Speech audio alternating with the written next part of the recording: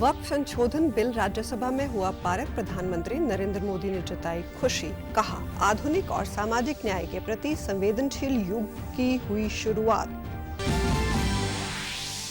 मुख्यमंत्री नायब सिंह सैनी ने चंडीगढ़ में भाजपा विधायक दल कार्यालय का किया उद्घाटन। कांग्रेस पर निशाना साधते हुए कहा, इस बिल से वक्फ की भूमि होगी सुरक्षित।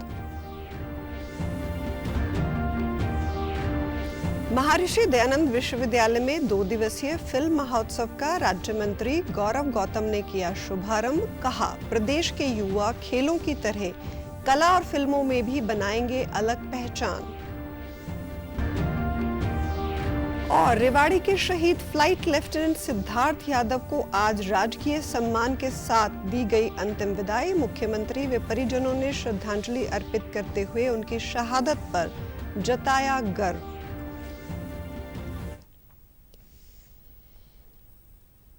नमस्कार, मैं हूं शैली तनेजा। अब समाचार विस्तार से। राज्यसभा ने वक्फ बोर्ड में पारदर्शिता बढ़ाने से कई महत्वपूर्ण प्रावधानों वाले वक्फ संशोधन विधेयक 2025 को लंबी चर्चा के बाद देर रात करीब 2 बजे 95 के मुकाबले 128 मतों से मंजूरी दे दी और इसी के साथ मुसलमान वक्फ निरसन विधेयक 2025 को भी मंजूरी मिल गई। सरकार ने दावा किया कि इसके कारण देश के गरीब, पसमानदा मुसलमानों और इस समुदाय की महिलाओं की स्थिति में सुधार लाने में काफी मदद मिलेगी। चर्चा का जवाब देते हुए अल्पसंख्यक मामलों के मंत्री किरण रिजिजू ने कहा कि विधेयक के जरिए वक्फ मामलों में मुसलमानों के अलावा किसी अन्य का हस्तक्षेप नहीं होगा और इस बारे में जो भी भ्रम फैलाया जा रहा है वो निराधार है। साथ ही संसद के वक्फ संशोधन विधेयक 2025 पर विपक्ष की ओर से लाए गए कई संशोधन खारिज कर दिए गए। बहुत ही सोच समझ के फैसला किया है। आप देखिए, कल से इसका कितना स्वागत होता है, आप देखिए। इसीलिए आप इतना हमको डराया बोलता है, मुसलमानों को डराया। हम मुसलमानों को नहीं डरा रहे हैं, आप डरा रहे हैं। आप डरा करके मुसलमानों को आप हमारे मुख्य धारा से बाहर करने का कोशिश आप कर रहे हैं।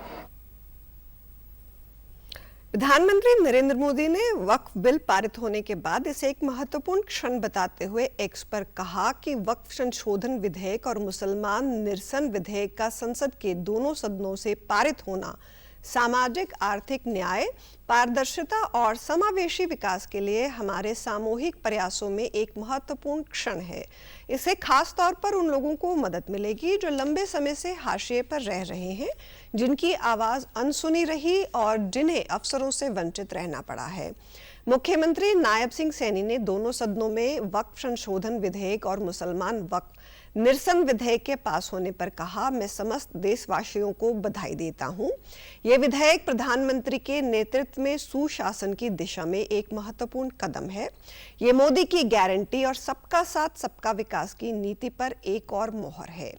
जिसकी तरह से प्रधानमंत्री जी ने मुसलमान बहनों को 3 तलाक से आजादी दिलाने का काम किया, उसी तरह से वक्फ संशोधन विधेयक तमाम दबे पिछड़े मुस्लिम भाई बहनों के कल्याण के लिए एक बहुत बड़ी पहल है। वहीं संसदीय कार्य मंत्री किरण रिजिजू ने बजट सत्र के समापन पर प्रेस कॉन्फ्रेंस को संबोधित करते हुए कहा कि बजट सत्र की उत्पादकता काफी अच्छी रही है। उन्होंने प्रधानमंत्री मोदी और सभी दल के नेताओं का आभार जताते हुए कहा कि दोनों ही सदनों में वक्फ संशोधन बिल को पारित करने में एक नया रिकॉर्ड बना है।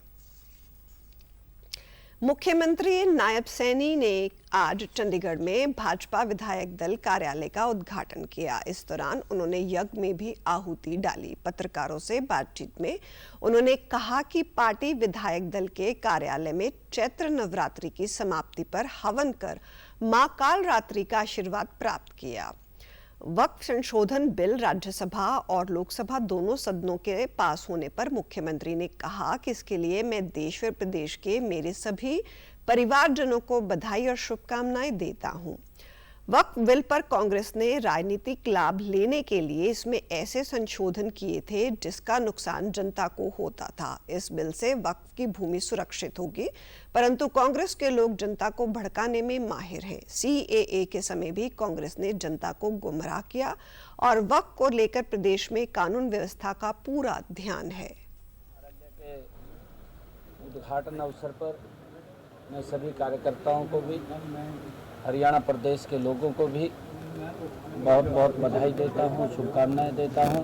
बिल पास हुआ है कल लोकसभा के अंदर और फिर राज्यसभा के अंदर, दोनों जगह से वो पास हुआ है। कांग्रेस ने अपनी राजनीतिक लाभ लेने के लिए उसके अंदर इस प्रकार के अमेंडमेंट किए थे जिसका कि समाज को भी और जिसका वक्फ को भी वो नुकसान होता है। जो राजनीतिक कांग्रेस के लोग कर रहे हैं, भड़काने का काम कर रहे हैं, इससे वक्फ की भूमि सुरक्षित भी होगी। सीए आया था, सीए के अंदर भड़काई दिए, 6 महीने वो रोड के ऊपर बैठे रहे, फिर हमारे बेचारे किसान भड़काई दिए। कांग्रेस की फितरत रही, अपने आप तो कुछ किया नहीं, अपने आप तो सिस्टम को खराब करने का काम किया है। प्रदेश में पार्टी अध्यक्ष के सवाल पर मुख्यमंत्री ने कहा कि कांग्रेस में तो एक ही परिवार का सदस्य या फिर उनके करीबी को अध्यक्ष बनाया जाता है, जबकि हमारे यहाँ ऐसा नहीं है। प्रधानमंत्री 14 अप्रैल को प्रदेशवासियों को 2 सौगातें देने आ रहे हैं। कल से प्रदेश में शुरू होने वाले साइक्लोथॉन को लेकर सीएम ने कहा कि नशे के विरुद्ध युवाओं के साथ में जन जागरण अभियान की शुरुआत होगी। कांग्रेस का तो और तो कोई सोचो नहीं सकता भी और कोई बन जाएगा। राहुल बनेगा, सोनिया बनेगी है, या फिर उनका जो तो नजदीक का आदमी होगा। साइक्लोथॉन यात्रा पिछले दिनों भी वो पूरे हरियाणा प्रदेश के अंदर चली थी। नशे को लेकर के युवाओं के अंदर एक जन जागरण अभियान, और मैंने अपील किया है कि इसके अंदर यात्रा में महिलाएं भी, स्पोर्ट्स के हमारे लोग भी, आम नागरिक भी, यूथ भी इस नशे के अभियान के अंदर वो शामिल हो। उस यात्रा का स्थान स्थान के ऊपर स्वागत करें, निकल करके युवाओं को जागरूक करें, और वो यात्रा कल उसका शुभारंभ हिसार से हो रहा है। पंजाब के मुख्यमंत्री भगवंत मान द्वारा कांग्रेस नेता राहुल गांधी पर की गई विवादित टिप्पणी पर मुख्यमंत्री ने कहा कि ये तो मौसेरे भाई हैं। पंजाब में आप पार्टी से लोग दुखी हैं, इस बार पंजाब में बदलाव तय है। अंबाला में आज आयोजित कष्ट निवारण समिति की बैठक में कैबिनेट मंत्री रणबीर गंगवा ने लोगों की समस्याएं सुनी। इस दौरान 12 शिकायतें रखी गई, जिसमें से 8 शिकायतों का मौके पर निवारण किया गया और बाकी 4 शिकायतों के लिए अगली बैठक तय का समय दिया गया। इस दौरान वक्फ बिल पर पूछे गए सवाल पर रणबीर गंगवा ने कहा, यह बिल मुस्लिम समाज के फायदे का है, विपक्ष का काम विरोध करना है, इसलिए उनकी हालत ऐसी है। इन्होंने राम मंदिर का भी विरोध किया था। आज गृहस्थ कमेटी के अंदर आए हैं। इसके अंदर टोटल 12 शिकायतें थी, जिसमें से 8 शिकायतों का समाधान कर दिया गया है। 4 शिकायतें पेंडिंग छोड़ी गई है कि बाद के अंदर जब भी अगली मीटिंग के अंदर उसका स्टेटस आएगा भी क्या उसके ऊपर कार्रवाई की गई है। देखिए, विपक्ष को तो केवल और केवल विरोध करना है। विपक्ष ने तो राम मंदिर निर्माण का भी विरोध किया था, विपक्ष ने तो धारा 370 समाप्त की उसका भी विरोध करने का काम किया था। आज इसीलिए आज उनकी हालत इस तरीके की हुई है, और बहुत ही ऐतिहासिक फैसला वक्फ बोर्ड का मैं ये कहूँगा कि वो है, जिसके लिए जो हमारे मुस्लिम भाई बहन है उसके लिए भी एक उनके हित में उठाया गया एक ऐतिहासिक कदम मैं इसको ये कहूँगा। जब से हमारे प्रधानमंत्री, यशस्वी प्रधानमंत्री आदरणीय नरेंद्र भाई मोदी जी बने हैं, तब से बहुत ही ऐतिहासिक फैसले करने का काम कर रहे हैं। उसमें से एक ऐतिहासिक फैसला ये भी है कि वक्फ बोर्ड का जो संशोधन करके नया बिल जो है लाया गया है। वहीं हिसार एयरपोर्ट की दीवार पर कांग्रेस नेता रणदीप सुरजेवाला द्वारा सवाल खड़े करने पर रणबीर गंगवा ने कहा, वो जनता को गुमराह ना करें और पहले तथ्य जांच लें। उनकी जो बयानबाजी है उस पे हैरानी भी होती है, हंसी भी आती है। जाकर के तथ्यों से परे बात करते हैं। रणदीप सुरजेवाला जी का भी मैंने वीडियो देखा था, उन्होंने कहा कि 180 करोड़ रुपए की दीवार भरी गई। सुरजेवाला जी से कहूंगा कि पहले तथ्य को अपडेट करने का काम करें, फिर कोई न कोई बयान देने का काम जो है प्रेस के अंदर करें। लोगों को गुमराह करने का काम जो है वो ना करें। ये जो दीवार जिसकी बात कर रही है, ये मात्र 18-20 करोड़ रुपए की दीवार थी, और इस पे जो दीवार है वो पिल्लर पे बनाई गई थी, पिल्लर पे बना करके, ताकि नीचे से पानी वगैरह वो चला जाए। जो डिजाइन है वो इस टाइप का इसका था।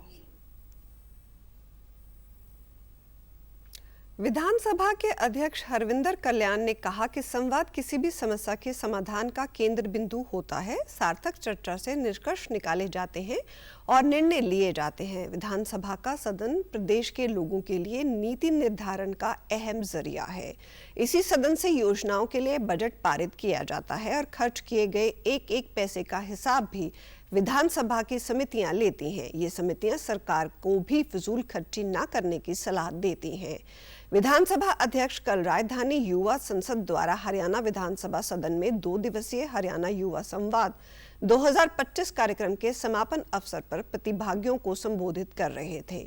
उन्होंने कहा कि जहां ये सम्मेलन हो रहा है, ये कोई साधारण मंच नहीं है, बल्कि जनता द्वारा चुने हुए जनप्रतिनिधियों का मंच है, जहां वो अपने अपने क्षेत्र की मांग उठाते हैं और समस्याओं के समाधान का प्रयास करते हैं। भारत विश्व का सबसे बड़ा लोकतंत्र ही नहीं, बल्कि प्राचीनतम लोकतंत्र है। उन्होंने कहा कि संसद व विधान मंडलों के सदन लोकतंत्र की आत्मा होते हैं। संसदीय प्रणाली में विधायिका, कार्यपालिका व न्यायपालिका 3 स्तंभ होते हैं। मीडिया को भी लोकतंत्र का चौथा स्तंभ माना गया है। विधेयिका का महत्व सबसे अहम होता है और ये लोगों के लिए कानून बनाती है और समय समय पर इसमें संशोधन भी करती है। उन्होंने कहा कि प्रधानमंत्री नरेंद्र मोदी ने one nation one registration digital platform तैयार करने की पहल की है।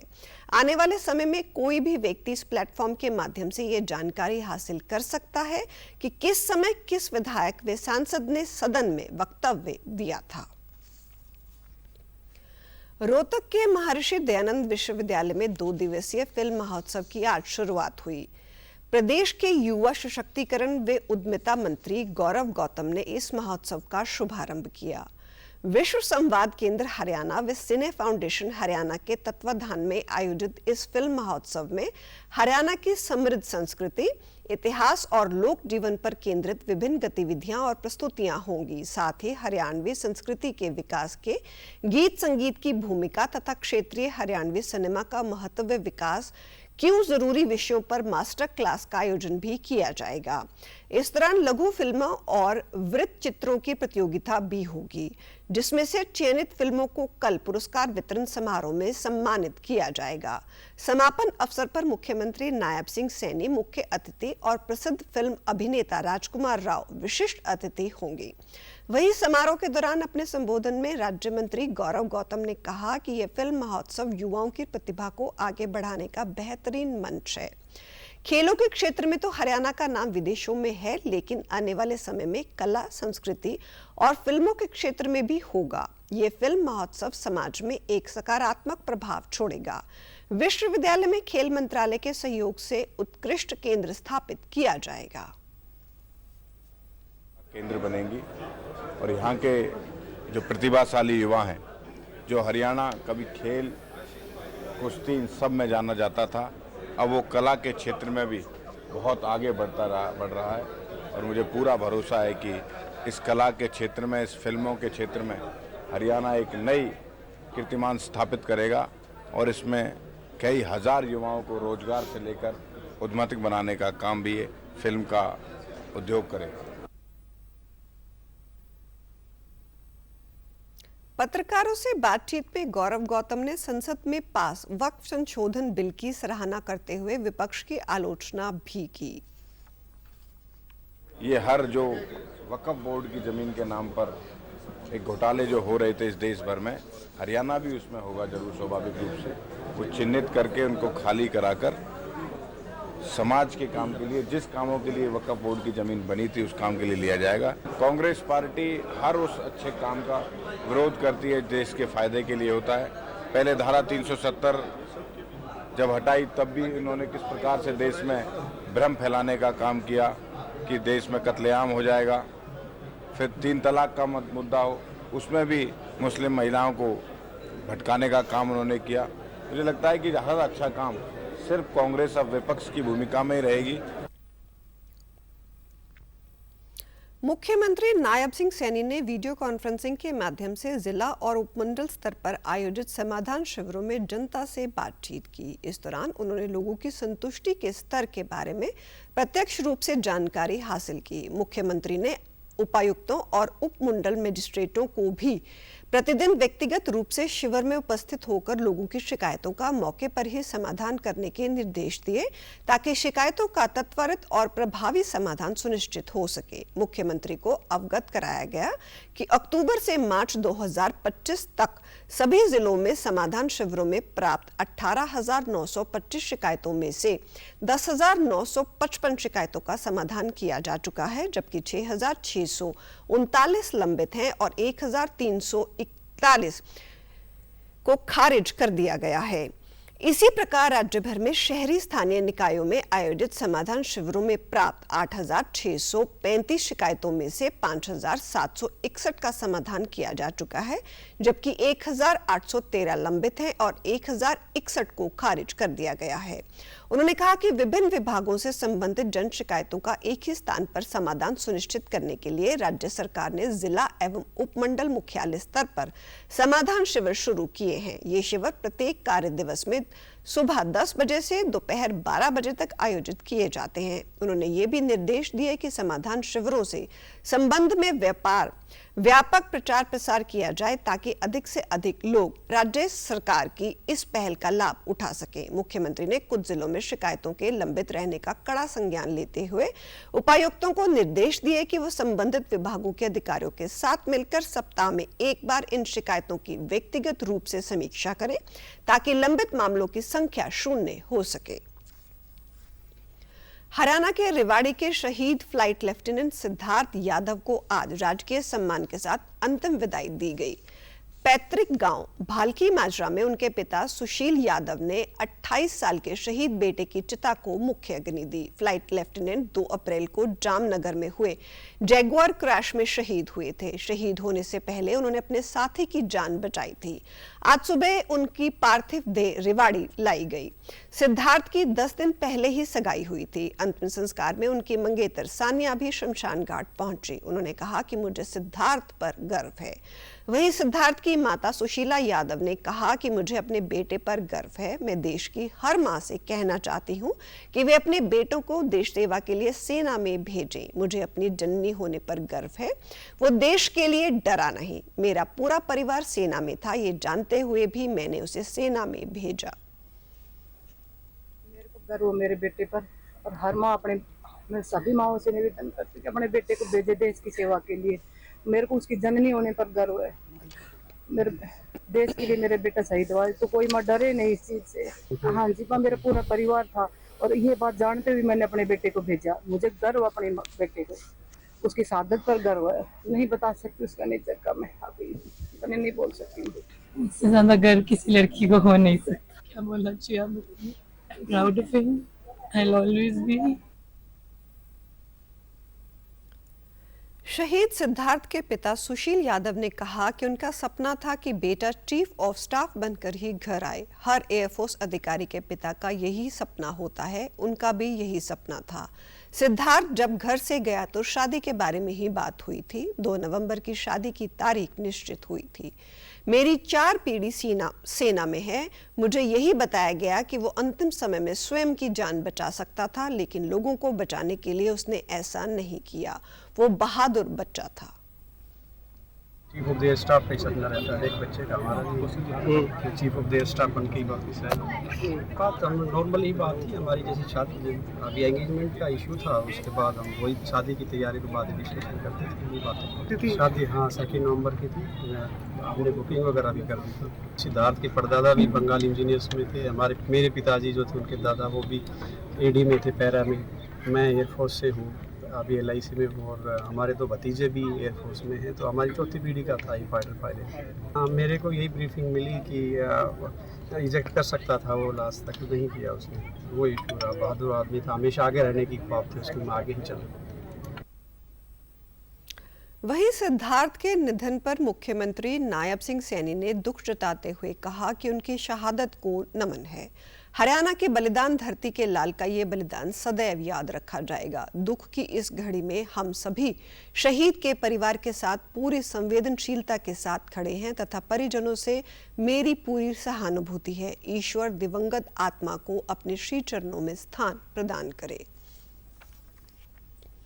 प्रदेश सरकार द्वारा शुरू किया गया प्रवेश उत्सव शिक्षा के क्षेत्र में एक और मील का पत्थर साबित हो रहा है। इस बार फिर से ये अभियान नए शैक्षणिक सत्र में बच्चों को स्कूल से जोड़ने और शिक्षा को हर घर तक पहुंचाने का एक प्रेरणादायक प्रयास बनकर उभर रहा है। हरियाणा में प्रवेश उत्सव।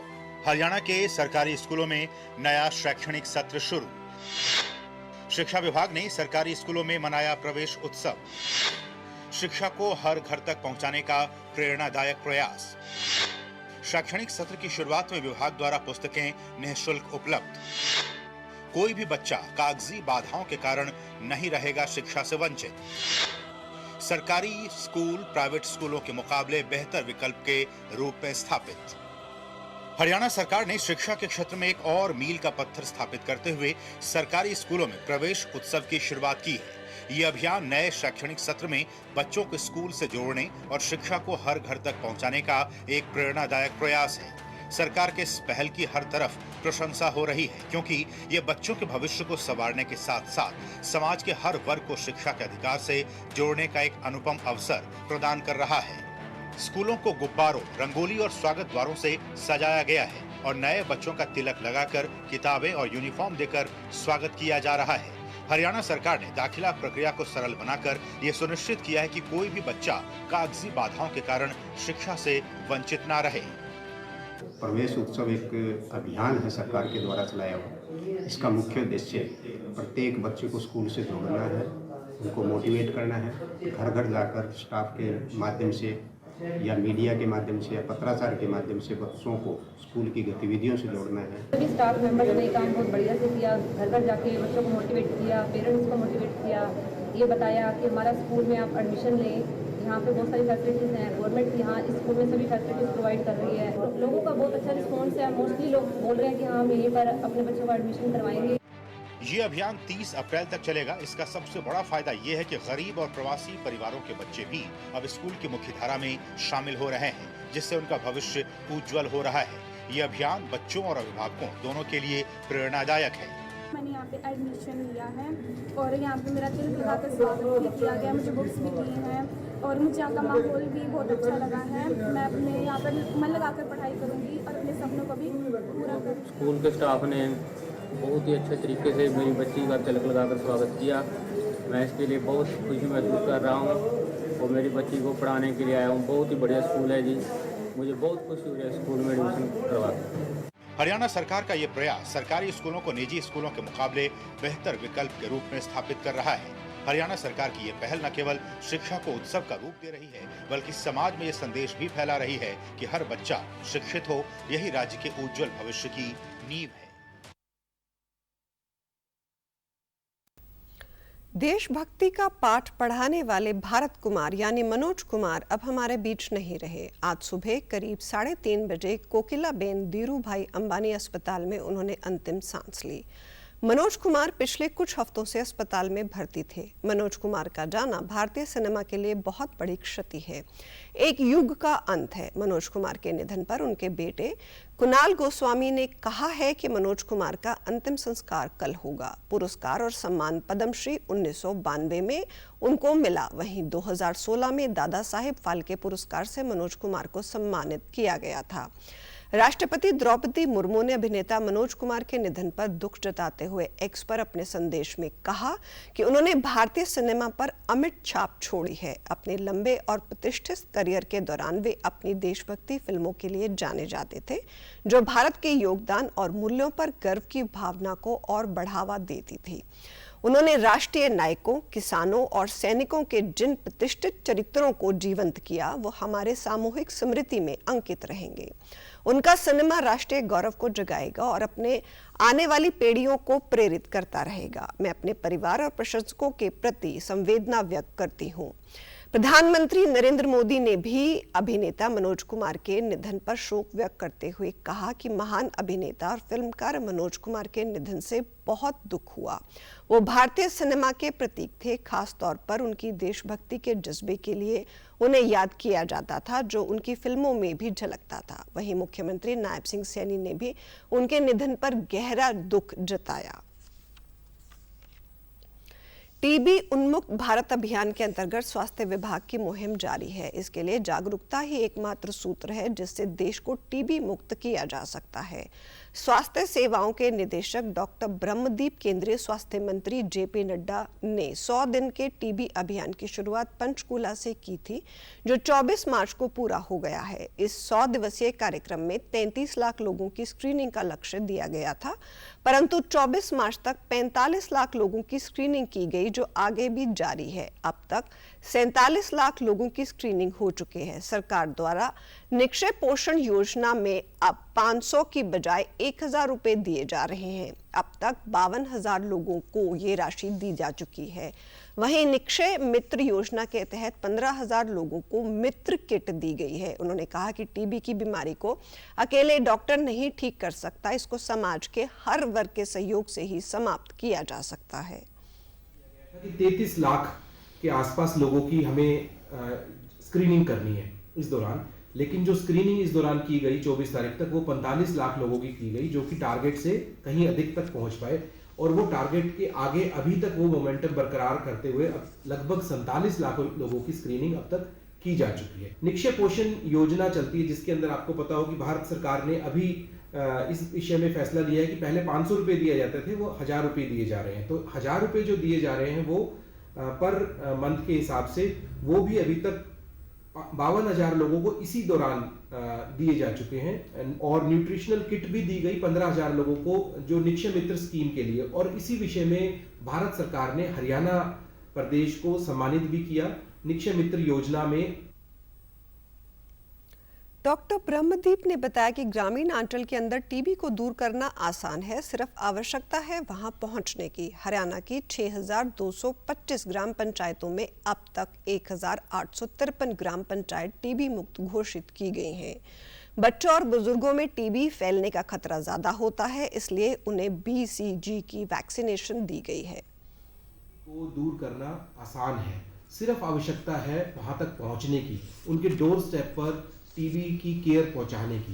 6,225 ग्राम पंचायत है हमारे पूरे हरियाणा में, जिसमें से 579 2024 में हो गई थी। इस साल अब पिछले 2-2.5 महीने जो समय अभी तक निकला है 2025 का, उसमें 1853 ग्राम पंचायतें टीबी मुक्त घोषित की जा चुकी हैं। क्योंकि बच्चों के अंदर या बुजुर्गों के अंदर ये वल्नरेबल पॉपुलेशन है, जिनके अंदर अगर किसी घर के व्यक्ति को टीबी होती है तो बच्चे और बूढ़े उनके घर में हैं, उनको टीबी होने का खतरा या फैलने का खतरा ज्यादा हो जाता है। मुख्यमंत्री नायब सिंह सैनी की अध्यक्षता में कल चंडीगढ़ में आयोजित बैठक में निर्णय लिया गया कि इस साल अगस्त तक 200 नई अटल श्रमिक किसान कैंटीन शुरू की जाएंगी। मुख्यमंत्री 15 अगस्त को स्वतंत्रता दिवस के अवसर पर इन कैंटीनों का उद्घाटन करेंगे। अटल श्रमिक किसान कैंटीन में किसानों और मजदूरों को मात्र 10 रुपए प्रति थाली की रियायती दर पर स्वच्छ भोजन उपलब्ध कराया जाएगा। मुख्यमंत्री ने कहा कि वर्तमान में पूरे राज्य में विभिन्न स्थानों पर 175 सब्सिडी वाले खाद्य कैंटीन संचालित हैं। इसमें श्रम विभाग की 115, हरियाणा राज्य कृषि विपणन बोर्ड की 53 और चीनी मिलों की 7 कैंटीन शामिल है। इन कैंटीनों का प्रबंधन महिला स्वयं सहायता समूहों के सदस्यों द्वारा किया जाता है, जिससे महिला सशक्तिकरण को बढ़ावा मिलता है। 200 नई अटल श्रमिक किसान कैंटीनों की स्थापना के साथ प्रदेश में इनकी संख्या बढ़कर 375 हो जाएगी। मुख्यमंत्री ने कहा कि चरणबद्ध तरीके से राज्य में कुल ऐसी 600 कैंटीन खोलने का लक्ष्य रखा गया है। उन्होंने हरियाणा राज्य औद्योगिक एवं अवसंरचना विकास निगम को राज्य भर में अपने सभी इंडस्ट्रियल एस्टेटों में सब्सिडी वाले खाद्य कैंटीन स्थापित करने के निर्देश दिए ताकि श्रमिकों को सस्ती दरों पर पौष्टिक भोजन मिल सके। उन्होंने कहा कि इन कैंटीनों में भुगतान QR कोड के माध्यम से किया जाना चाहिए, जिससे डिजिटलीकरण को बढ़ावा मिले। समाचारों में आज इतना ही। नमस्कार।